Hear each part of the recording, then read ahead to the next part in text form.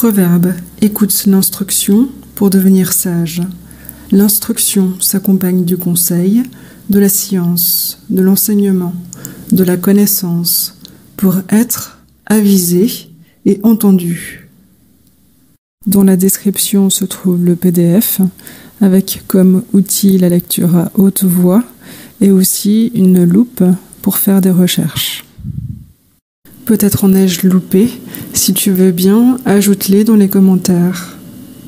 Les sages, en voici la 13e partie. Chapitre 24, 3 à 7, 13, 14, 23, 30 à 34. C'est par la sagesse que la maison sera bâtie, et c'est par l'intelligence qu'elle sera affermie. Et c'est par la science que les chambres seront remplies de tous les biens précieux et agréables. L'homme sage est plein de force, et l'homme intelligent devient puissant. Car c'est avec la prudence qu'on fait la guerre, et la victoire dépend du nombre des conseillers. La sagesse est trop élevée pour un insensé, il n'ouvrira pas la bouche aux portes. Mange le miel, car il est bon, et le rayon de miel, qui est doux à ton palais. Telle sera la connaissance de la sagesse à ton âme. Quand tu l'auras trouvée, il y aura une bonne issue, et ton attente ne sera point trompée. Voici encore ce qui vient des sages. Il n'est pas bon d'avoir égard à l'apparence des personnes dans le jugement. Il a passé près du champ d'un paresseux, et près de la vigne d'un homme dépourvu de sens. Et voici, les chardons y croissaient partout, les ronces en couvraient la surface, et son mur de pierre était écroulé. Quand il vit cela, il y appliqua ses pensées. Il le regarda, il en tira instruction. Un peu dormir, un peu sommeiller, un peu croiser les mains pour se reposer. Et ta pauvreté viendra comme un passant, et ta disette comme un homme armé. Chapitre 25, 11 et 12. Une parole dite à propos est comme des pommes d'or dans des paniers d'argent. Quand on reprend le sage qui a l'oreille docile, c'est comme une bague d'or ou comme un joyau d'or fin. Chapitre 26, 4, 5, 12, 16. Ne réponds point au fou selon sa folie, de peur que tu ne lui ressembles toi-même. Réponds au fou selon sa folie, de peur qu'il ne s'imagine qu'il est sage. As-tu vu un homme qui se croit être sage? Il y a plus à espérer d'un fou que de lui. Le paresseux se croit plus sage que cet homme, qui savent répondre avec bon sens. Chapitre 27, 9, 11, 12, 23 et 24. L'huile et le parfum réjouissent le cœur. Telle est la douceur d'un ami dont le conseil vient du cœur. Sois sage et réjouis son cœur, et elle pourra répondre à celui qui lui fera des reproches. L'homme bien avisé prévoit le mal et se met à l'abri, mais les simples passent outre et emportent la peine. Applique-toi à connaître l'état de tes brebis et donne tes soins à tes troupeaux, car les richesses ne durent pas toujours et la couronne ne demeure pas d'âge en âge. Pour les sens contextuels, le petit Robert 1 et 2 de Paul Robert, rédigé par Ray et Ray Desbauves, imprimé à Paris en 1990. Nous verrons par la suite les sens non contextuels. C'est par la sagesse que la maison sera bâtie. Bâtir, au figuré, ça renvoie à édifier ou élever. Quand tu l'auras trouvé, il y aura une bonne issue. Issue, au participe passé, c'est étymologiquement sortir. L'issue, dans un sens qui n'est plus utilisé, c'est l'action de sortir. Au figuré, l'issue, c'est la possibilité, le moyen de sortir d'affaires et d'aller plus avant. Ça renvoie à échappatoire ou solution. Par extension, l'issue, c'est la manière dont on sort d'une affaire, dont une chose arrive à son terme. Ça renvoie à l'aboutissement, à la fin, au résultat. Exemple, une heureuse issue. Ton attente ne sera point trompée. Attente, le fait d'attendre. En effet, c'est le temps pendant lequel on attend, l'état de conscience de celui qui attend, le fait de compter sur quelque chose ou sur quelqu'un. Ça renvoie à l'expectative, la prévision, en effet, l'espoir. Voici encore ce qui vient des sages. Il n'est pas bon d'avoir égard à l'apparence des personnes dans le jugement. L'apparence, c'est l'aspect qui nous apparaît de quelque chose, ce que l'on voit d'un être, la manière dont elle se présente à nos yeux, ce qui renvoie à son air, son aspect, son extérieur, sa forme, sa mine, sa tournure. Plus spécialement, étroitement, l'apparence, c'est l'aspect, l'extérieur d'une chose, considéré comme différent de cette chose en réalité.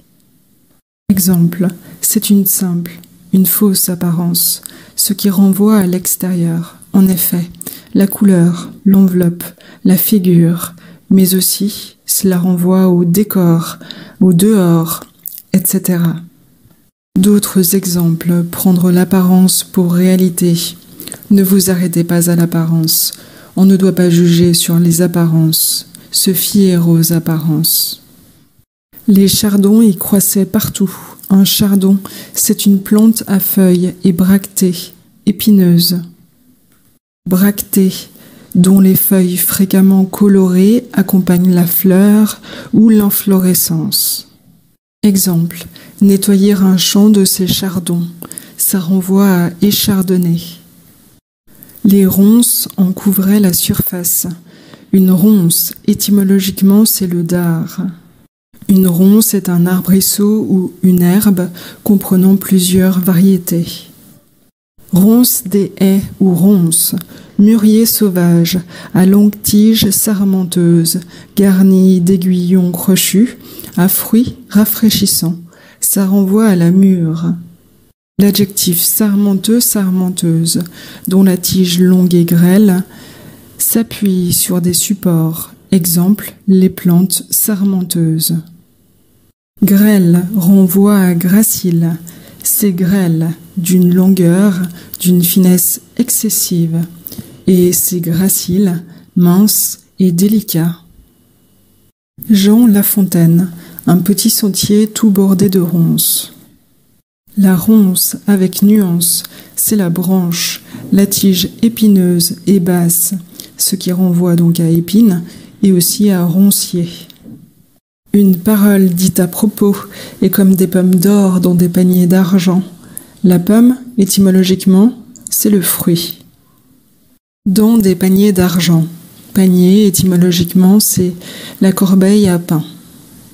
Quand on reprend le sage qui a l'oreille docile, étymologiquement, c'est enseigner.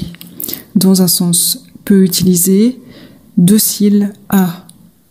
Exemple, la docilité aux enseignements du maître. C'est comme une bague d'or ou comme un joyau d'or fin. Une bague, étymologiquement, c'est un anneau. C'est une bague au doigt, un avantage assuré. Une bague d'or, O-R, O-R-E, O-R-E-S. Étymologiquement, c'est à cette heure, ce qui fait référence à désormais, dorénavant.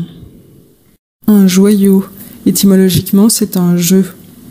Un joyau, dans un sens figuré, c'est une chose rare et belle, de grande valeur.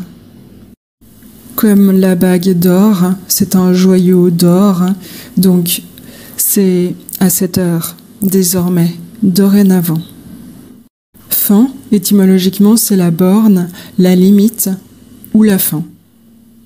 Fin, dans un sens abstrait et figuré, c'est qui discerne les moindres rapports des choses, ce qui renvoie à délié ou perspicace.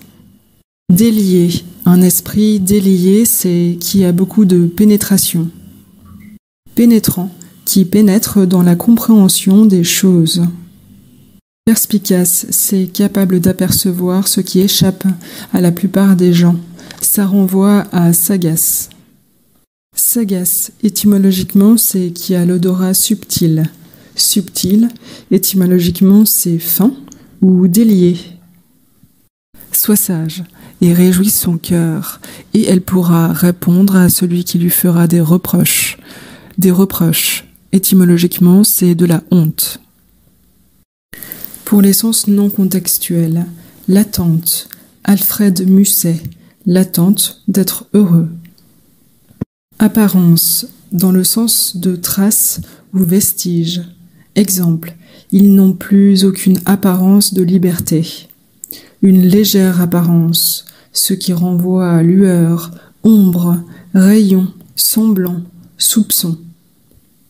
Victor Hugo, la femme a une puissance singulière qui se compose de la réalité de la force et de l'apparence de la faiblesse. Jean-Paul Sartre, la conscience est une pure apparence en ce sens qu'elle n'existe que dans la mesure où elle apparaît. La bractée, étymologiquement, la feuille de métal. Exemple, la bractée florale, annonciatrice de la fleur. La pomme rouge, jaune, verte, grise. Les pommes à couteau sont bonnes à être consommées crues. Les pommes d'api sont de petites pommes rouges et blanches. Elles sont fermes et sucrées. La pomme de Reinette. La pomme du Canada, une Canada. La pomme golden, une golden. La pomme est une drupe à 5 loges, cartilagineuse, contenant les pépins. Une drupe, étymologiquement, c'est la pulpe. Une drupe, c'est un fruit indéhiscent, charnu, à noyau. Exemple, l'abricot, la cerise, la pêche, la prune. L'adjectif indéhiscent, indéhissante, qui ne s'ouvre pas spontanément à l'époque de la maturité. Charnu, étymologiquement, c'est la chair. Charnu, c'est formé de chair. Un fruit charnu, c'est un fruit dont la pulpe est épaisse. La pulpe, c'est la partie charnue, molle du corps. La pulpe, un tissu parenchymateux, riche en sucre, qui constitue la plus grande partie des fruits charnus. Ôter la pulpe, ça renvoie à dépulper.